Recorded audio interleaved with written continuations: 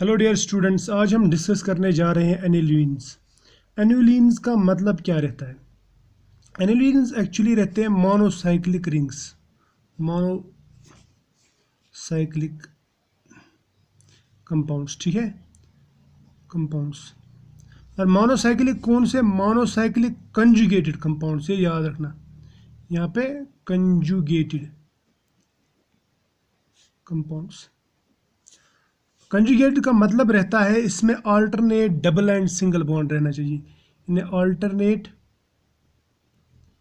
Double and single bond या triple and single bond, यानी alternate multiple and single bond होना चाहिए। जैसे अगर बेंजीन को लेंगे ना, बेंजीन भी एनिलीन है क्योंकि वो भी रिंग स्ट्रक्चर है। समझ में आया? तो एनिलीन इससे पहचाना जाता है रिंग से। नंबर 1, एनिल का मतलब ही रहता है रिंग। नंबर 2, इसमें कंजुगेशन यानी कंजुगेटेड डबल बॉन्ड्स होने चाहिए, alternate double and single bonds होने चाहिए। और इन इन एनिलीन्स का जो नाम है ये कैसे दिया जाता है? इनमें देखा जाता है कि ये कितने मेंबर्ड रिंग है। फॉर एग्जांपल ये 4 मेंबर्ड रिंग है। समझ में आया? तो हम लिखते हैं 4 और इसको लिखते हैं ब्रैकेट्स में, उसके बाद में लिखते हैं एनुलीन। इसका मतलब ये रहता है कि ये 4 मेंबर्ड एनुलीन है। समझ में आया ना? क्लियर? इसी तरह से अगर मैं बेंजीन की बात करूं, ठीक, तो बेंजीन को क्या कहेंगे हम? बेंजीन है यहाँ पे, बेंजीन में ऐसे रिंग है और अल्टरनेट डबल बॉन्ड्स है, लेकिन इसमें कितने मेंबर है? 1 2 3 4 5 6 मेंबर का बना हुआ रहता है। समझ में आया? तो हम इसको बोलेंगे ये है 6 एनुलीन। और एक खास बात याद रखना, ये मोनोसाइक्लिक और होमोसाइक्लिक होना चाहिए। और एक चीज़ मैं बताऊंगा, ये होमोसाइक्लिक होना चाहिए। होमोसाइक्लिक का मतलब इसमें हर एक एटम जो है, रिंग का जो एटम है, जो रिंग बनाता है, वो कार्बन होना चाहिए। समझ में आया? इतना क्लियर है? अब हम लेते हैं और एक मॉलिक्यूल जो इससे थोड़ा सा बड़ा है। मैं लिखूंगा ये, इसको बोलते हैं साइक्लोऑक्टा टेट्राईन। ठीक है, यहाँ पे double bond single bond, double bond single bond, double bond single bond, double bond. Clear? तो इसको मैं बोलूंगा ये 8 एनुलीन।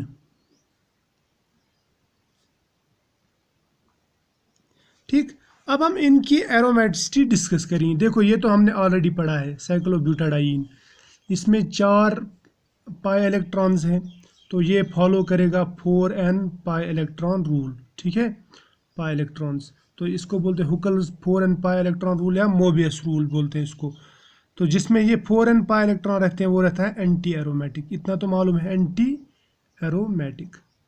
और बेंजीन हमें मालूम है इसमें 6 पाई इलेक्ट्रॉन्स हैं, यानी odd number of pi electron pairs, जो शॉर्टकट में बोलते हैं हम। 3 है ना, 3 पाई electron pairs, odd number, so it is aromatic. ये भी हमें मालूम है। ठीक है, यहाँ पे ये जो है ना, ये इसमें कितने? इसमें 8 पाई इलेक्ट्रॉन पेयर्स हैं। इसमें सब है, साइकिल है, कंजुगेशन है, और इसमें 8 पाई इलेक्ट्रॉन्स है, यानी 4 पाई इलेक्ट्रॉन पेयर्स हैं। तो ये हुकल रूल फॉलो नहीं करता, लेकिन 4n रूल फॉलो करता है। 4n पाई इलेक्ट्रॉन रूल ये फॉलो करता है। तो इसके हिसाब से ये होना चाहिए था एंटी एरोमेटिक। क्या होना चाहिए था? Anti aromatic. लेकिन जब इसको देखा जाता है तो ये थोड़ा स्टेबल है। स्टेबल क्यों है? क्योंकि ये एंटी एरोमेटिक नहीं है, ये है नॉन एरोमेटिक। क्या है ये? Non aromatic. देखो मैं सबसे पहले आपको याद दिलाऊं, ये मैंने इससे पहले भी डिस्कस किया था। सबसे ज़्यादा स्टेबल जो रहते हैं, स्टेबल वो रहते हैं एरोमेटिक। उसके बाद में नॉन एरोमेटिक, उसके बाद में एंटी एरोमेटिक। अगर ये एंटी एरोमेटिक रहता फिर ये स्टेबल नहीं रहता, लेकिन ये क्या है? नॉन एरोमेटिक, यानी थोड़ा स्टेबल है। समझ में आया ना? याद रखना, एरोमेटिसिटी में जो कंजुगेशन रहता है, जो रेजोनेंस रहता है, वो स्टेबिलिटी बढ़ा देता है और एनर्जी कम कर देता है। लेकिन एंटी एरोमेटिक में जो कंजुगेशन रहता है, जो रेजोनेंस रहता है, उसकी वजह से वहाँ पे स्टेबिलिटी कम हो जाती है और पोटेंशियल एनर्जी बढ़ जाती है। इतना याद रखना। अब हम इसकी बात करेंगे। ये एंटी एरोमेटिक तो दिखता है, तो नॉन एरोमेटिक कैसे? एक्चुअल में अगर इसका स्ट्रक्चर देखा जाए ना, इसका स्ट्रक्चर ये है, ये हमको ऐसे दिखता है लेकिन ऐसा नहीं है। ये हमको दिखता है ऐसा ऑक्टा टेट्राइन, ठीक है, डबल बॉन्ड, सॉरी ये double bond double bond double bond, clear. लेकिन अगर इसका स्ट्रक्चर देखा जाए, जो मैंने यहाँ पे दिखा है ना, ये जो है ये मैंने यहाँ पे लिखा, इसका अगर स्ट्रक्चर देखा जाए ये ऐसे रहता है, टब शेप बोलते हैं इसको। टब शेप का मतलब क्या रहता है, ये ऐसे ऐसे ऐसे ऐसे इधर, ठीक, ऐसे रहता है। यहाँ पे डबल बॉन्ड रहता है, यहाँ पे डबल बॉन्ड, यहाँ पे डबल बॉन्ड, यहाँ पे डबल बॉन्ड, यानी ये प्लेनर नहीं है। हम एरोमेटिक और एंटी एरोमेटिक सिर्फ प्लेनर में देखते हैं। अगर मॉलिक्यूल प्लेनर नहीं है, अगर मॉलिक्यूल प्लेनर नहीं है तो उसमें एरोमेटिसिटी और नॉन एरोमेटिसिटी नहीं सॉरी एंटी एरोमेटिसिटी और एरोमेटिसिटी उसमें नहीं आता, ये बन जाता है नॉन एरोमेटिक, ठीक है। अब हम और एक मॉलिक्यूल डिस्कस करेंगे जिसके बारे में बताऊंगा आपको, वो थोड़ा सा बड़ा लेंगे हम, इसको कौन सा एनुलिन बोलेंगे, 8 एनुलिन। अब हम लेंगे 10 एनुलिन वाला। अब इसको देखो, ये जो है ना, ये है 10 एनुलिन, इसमें 10 मेंबर्ड रिंगे थे, 1 2 3 4 5 6 7 8 9 और 10, ये है 10 एनुलिन, ठीक है, एनुलिन, राइट। अब हम इसको देखेंगे ये एरोमेटिक है, नॉन एरोमेटिक है कि एंटी एरोमेटिक। अगर आप इस रिंग को एज सच देखेंगे ना, तो ये आप इसमें आपको दिखेंगे इसमें 5 पाई इलेक्ट्रॉन पेयर्स हैं, तो ऑड पाई इलेक्ट्रॉन पेयर्स है और एक ही रिंग है कंजुगेशन में, तो एज सच ये एरोमेटिक दिखता है।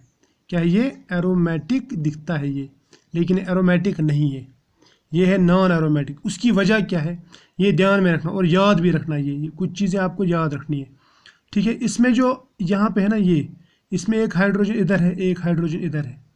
ये जो हाइड्रोजन है ना, ये अगर प्लेनर होता तो ये रिंग के अंदर होते, ये हाइड्रोजन 2, ठीक, और ये 2 हाइड्रोजन आपस में रिपल करते एक दूसरे को, स्टीरिक रिपल्शन जिसको आप बोलते हैं। उसकी वजह से क्या होता है, ये एक हाइड्रोजन पीछे चला जाता है, ठीक है, और एक ऊपर आता है। यानी ये हाइड्रोजन जो 2 है ना, ये एक ऐसा हाइड्रोजन है तो दूसरा ऐसा हाइड्रोजन है, समझ में आया ना। ये जब आपस में एक दूसरे को रिपल करेंगे तो ये एक दूसरे से दूर जाएंगे, यानी ये आउट ऑफ प्लेन चले जाएंगे। जब ये आउट ऑफ प्लेन चले जाते हैं ना, ये वाला जो है एक वाला हाइड्रोजन ये ऊपर आता है, यानी प्लेन के ऊपर, इसको मैं ऐसे दिखाऊंगा, ये प्लेन के ऊपर आता है, और दूसरा जो है वो प्लेन के नीचे चला जाता है, यानी ये वाला एक हाइड्रोजन नीचे चला जाता है, दूसरा ऊपर। उससे इस रिंग में प्लेनरिटी जो है वो ख़त्म हो जाती है। So ring loses planarity, ring loses planarity. क्यों प्लेनरिटी लूज करता है, because of hydrogen hydrogen repulsion, यानी स्टीरिक रिपल्शन जिसको आप बोलते हैं, रिपल्शन, समझ में आया। तो इस रिपल्शन की वजह से यहाँ पे सब खराबी हो जाती है और ये एरोमेटिक से नॉन एरोमेटिक बन जाता है। So it is non aromatic. क्या है ये, नॉन एरोमेटिक, ये दिमाग में रखना बात, ठीक है। इस पे क्वेश्चंस आपको आते हैं। अब हम लेते हैं दूसरा, ये कितना होगा 10, अब लेते हैं 12 एनुलिन। अब इस मॉलिक्यूल को देखो गौर से, ये है 12 एनुलिन, देखो इसमें 12 मेंबर रिंग है, ये 3 3 और 3 हो गए 6 और 3 9 और ये 3 कार्बन हो गए 12। अब इसमें जो इलेक्ट्रॉन पेयर्स है वो कितने हैं, 1 2 3 4 5 6 इलेक्ट्रॉन पेयर्स, मीन इसमें 12 पाई इलेक्ट्रॉन्स हैं, ठीक है, 12 पाई इलेक्ट्रॉन्स, मैं उसको बोलूँगा 12 एनुलिन, ठीक। 12 मेंबर्ड रिंग है, 12 इलेक्ट्रॉन पेयर्स है। 12 इलेक्ट्रॉन पेयर्स का मतलब रहता है 12 पाई इलेक्ट्रॉन्स, इसका मतलब 6 इलेक्ट्रॉन पेयर्स। तो इसमें even number of electron pairs है। Even number of electron pairs जिसमें रहते हैं वो एंटी एरोमेटिक रहता है। तो बिल्कुल ये जो है ना, ये मॉलिक्यूल ये एट रूम टेम्परेचर अगर आप लेंगे, eight normal temperature at RT, it is anti aromatic, anti aromatic. लेकिन जब आप हाई टेम्परेचर लेते हैं, ये याद रखना, हाई टेम्परेचर पे ये बन जाता है नॉन एरोमेटिक। क्या बन जाता है, नॉन एरोमेटिक। कैसे बनेगा नॉन एरोमेटिक, क्योंकि इसमें जो ये हाइड्रोजन है ना, ये वाले हाइड्रोजन, ये ऐसे हाई टेम्परेचर पे ऐसे वोबल करना, यानी यहाँ पे जो बॉन्ड स्ट्रेचिंग वगैरह होती है ना, उसकी वजह से यहाँ पे रिपल्शन पैदा होता है, तो इसमें प्लेनरिटी लूज हो जाती है, यानी ये प्लेन नहीं रहता। क्लियर? तो हाई टेम्परेचर पे ऐसा हो जाता है। अब अगर इसमें से हाइड्रोजन निकाल दें, सपोज ये हाइड्रोजन निकाल दो, ये हाइड्रोजन निकाल दो, या इसमें 2 इलेक्ट्रॉन और दे देंगे हम, तो क्या होगा? सपोज अभी 12 इलेक्ट्रॉन्स हैं, हमने इसको 2 इलेक्ट्रॉन और दे दिए, यानी पोटेशियम के साथ में सपोज रिएक्ट कराया, तो क्या होगा? पोटेशियम के साथ में रिएक्ट कराने के बाद में ये यहाँ पे 2 इलेक्ट्रॉन्स और आ जाएंगे, तो ये बन जाएंगे 14 electrons, 14 pi electrons. 14 pi electron means 7 electron pairs, यानी odd number of electron pairs, ये बन जाएगा एरोमेटिक। यानी अगर ये 2k के साथ में रिएक्ट कराओगे तो ये बन जाएगा एरोमेटिक। इसकी प्रॉब्लम्स हम बाद में करेंगे। अब हम लेंगे और एक सिस्टम, उसको बोलते हैं 14 pi electron system. 14 pi electron system कैसा है? ये इस तरह है, देखो, ठीक, यहाँ पे ऐसे ऐसे, यहाँ पे भी ऐसे ऐसे ऐसे, ठीक।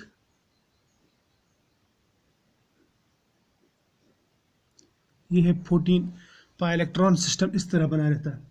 और इसमें यहाँ पे मान लो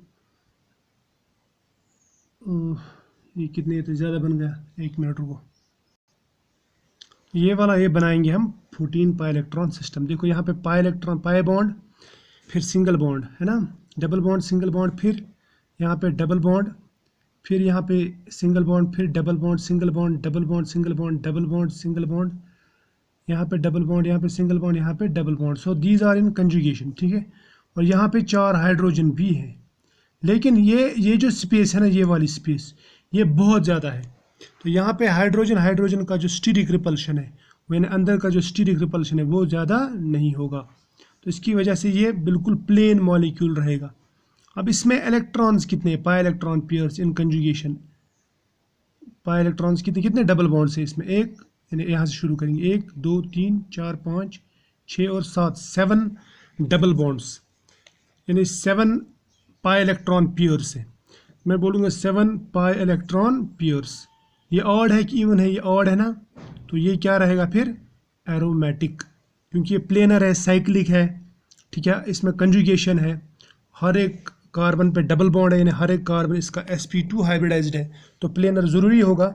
और इसमें 7 पाई इलेक्ट्रॉन पेयर्स हैं, और जो 7 पाई इलेक्ट्रॉन पेयर्स है, these are odd pi electron pairs, यानी 14 इलेक्ट्रॉन्स। अगर आप इस पे हुकल रूल फॉलो करोगे, यानी अप्लाई करोगे, वो आएगा 4n + 2 = 14, है ना।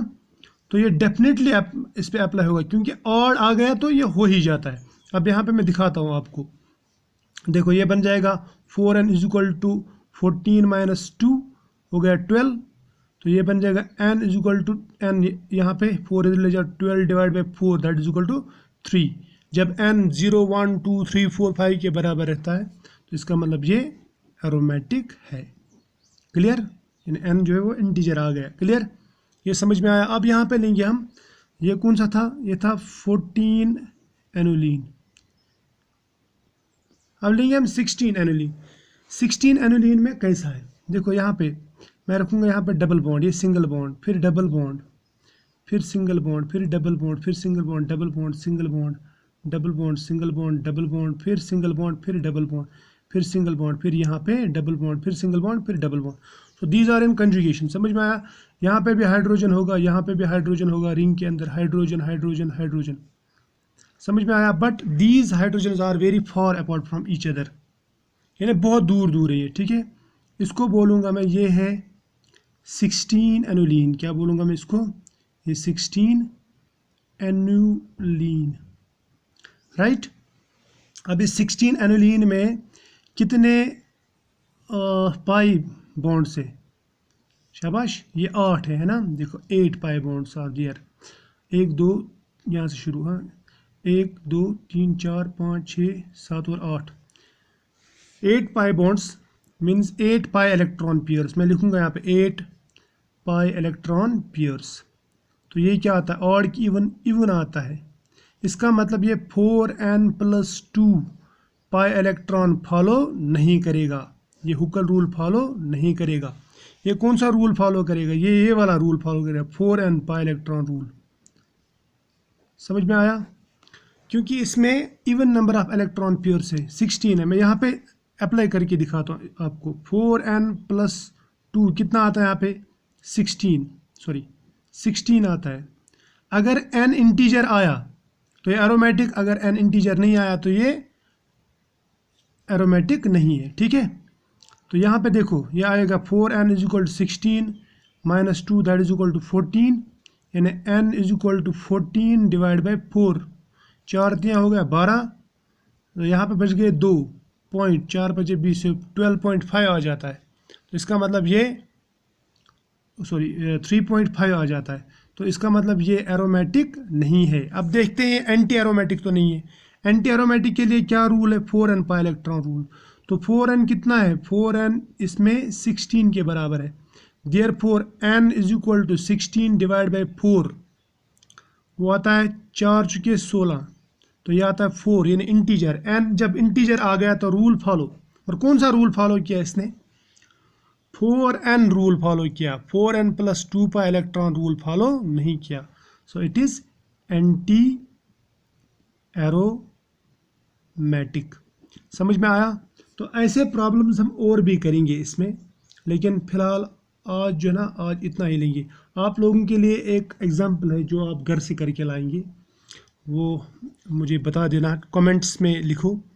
आप ले लो 18 एनुलिन बना लेना घर पे और उसको ट्राई करना, और बाकी के जो प्रॉब्लम्स हैं मैं आगे कराते जाऊंगा। ठीक है, ओके बाय।